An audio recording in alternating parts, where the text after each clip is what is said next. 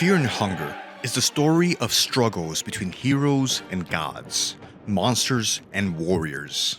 But during the Festival of Termina, there is one character that at first glance might appear unassuming, but underneath his businessman appearance lies the heart of a dragon with fists of fury, a simple man, a mere mortal caught up in the currents of causality, a regular person in the wrong place at the wrong time, caught up as the cogs of Termina have begun to turn.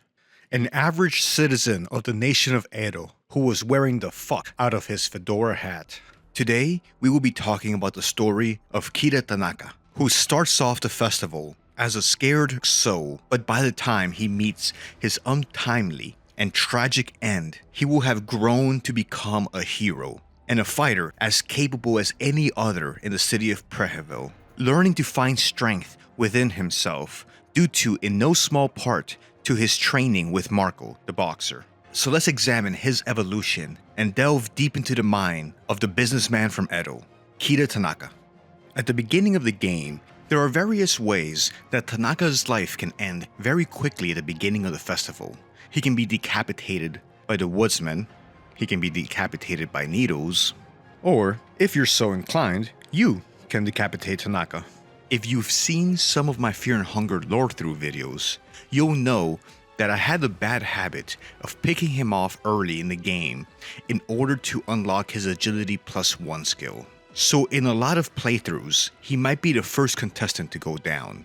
But if he survives, we see his full evolution into either the Judgement, his moonscorched form, or a warrior, taking inspiration from Marcoh and going up against August. We will first encounter Tanaka in the train. He will be found catatonic, unable to come to terms with what's happening after everything he saw in the dream with the janitor. At first, he appears nervous and neurotic. He's worried about failing his father and his businesses, and is concerned that the train stopping is going to make him late for a meeting. Tanaka introduces himself. He says that he's what you would call a businessman. He works for his family enterprise in the far reaches of the East.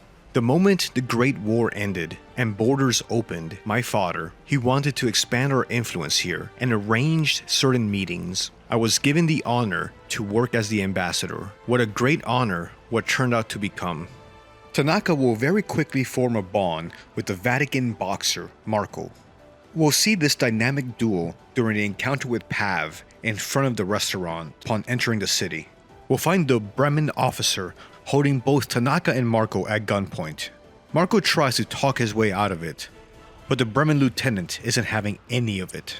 We don't know exactly how this encounter started. It's possible Marcoh was the aggressor. He does mention that he starts punching when he sees a Bremen officer. Normally, I wouldn't object, except for the case of Pav.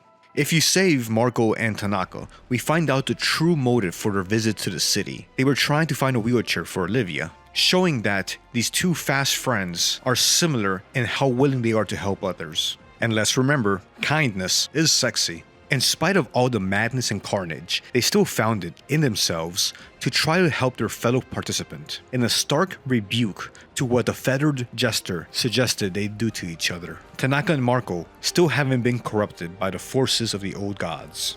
When we next see Tanaka, we see the effect that being held at gunpoint has had on him. Something has awakened inside this seemingly gentle man. Tanaka-san is realizing that his passiveness has left him to the whims of the world and the agents in it. He no longer wants to live in the wake of events greater than him, but he wants to be someone that can force his will on the world. To accomplish that, he needs to learn how to fight, and who better to teach him than Marcoh, the experienced street fighter who has had to fight to survive his entire life. We'll find both of them running drills outside of the train, practicing bobbing and weaving, hooks and jabs in the fog. Tanaka is changing. After exhausting themselves, you'll find Marcoh, Tanaka, and Olivia inside of the train. Tanaka mentions how every muscle in his body hurts. Who knew that boxing could be so painful? But he feels more confident, and the world has become a less scary place for him. Talking to him, you'll learn how profoundly different of a person he is.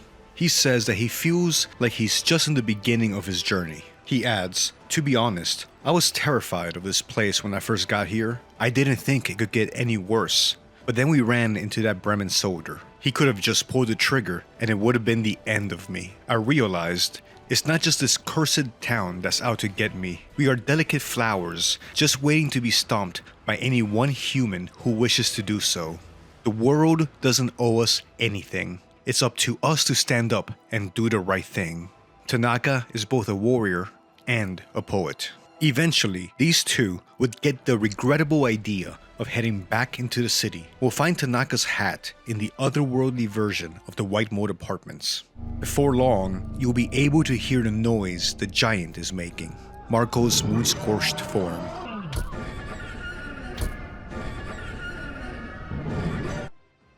In the room where you can find the effigy, you'll find that Tanaka hasn't abandoned Marcoh. He's changed again. He's no longer wearing his coat, and he's wearing a bandana across his head. Tanaka is looking extremely grim, as if he's lost something, lost a part of himself. Tanaka says, "You saw him on your way in, that monstrosity. It's Marcoh. His guilt manifested in such an extreme way. I can only imagine what secrets he kept in his head." We decided to do another supply run. I remembered this building from our last excursion to the city. Something about it drew me in. Marcoh clearly hesitated. He must have sensed the evil aura this building emanates. Still, we ransacked this place because of my persuasion. This building had an effect on Marcoh. It woke buried memories of his. I have seen remorse in his eye from the beginning, but the deeper we got into the building, the more evident it became. Ultimately, it drew him into madness. I'm not sure what happened, but one moment Marcoh ran around the corner, and the next, that beast came bursting through a wall. Just what does this city do to us?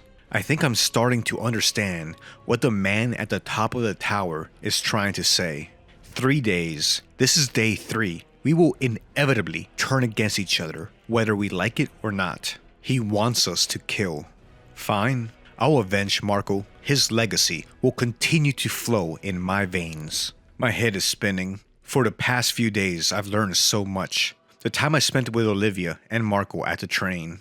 I learned of camaraderie. It might be a silly thing for you to hear, but I'm not used to, well, friends. I've been taught since I was a 4-year-old to rely only on myself and my own skill set. I've been prepared for a ruthless business world where softness is weakness. But a true warrior knows how to combine both the soft and the hard. Because I relied on others, I grew stronger. Now I can fulfill the destiny I was prepared for. I'll rely in my newly found strength and face that man in the tower alone. Tanaka's true bravery is starting to shine.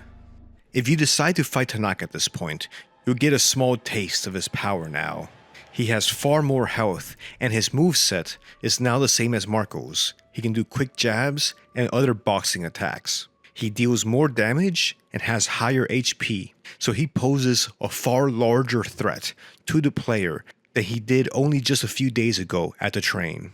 He's also traded out his fedora for a bandana, and he's rolled up his sleeves, so you know he means business. But tragically, all stories need to come to an end. Tanaka was not one to go quietly into the dark night. He would rage at the dying of the light. Later on, one of the last possible encounters we have with Tanaka is approaching the moon tower and finding August there. He seems to have lost his mind, or at least his spirit, and have given in fully into the spirit of the festival. He seems to have given up and given in to the violence. He's decided to partake in the festivities and play by the rules of the moon god. He has taken Tanaka's life in one final battle. Tanaka would only fall to the fiercest and best combatants among the participants, dying a warrior's death. Another way that Tanaka's story can finish is if you visit the museum on the last night. Tanaka will have moonscorched into a monster form called the Judgement. The Judgement will appear in the museum at the very last night.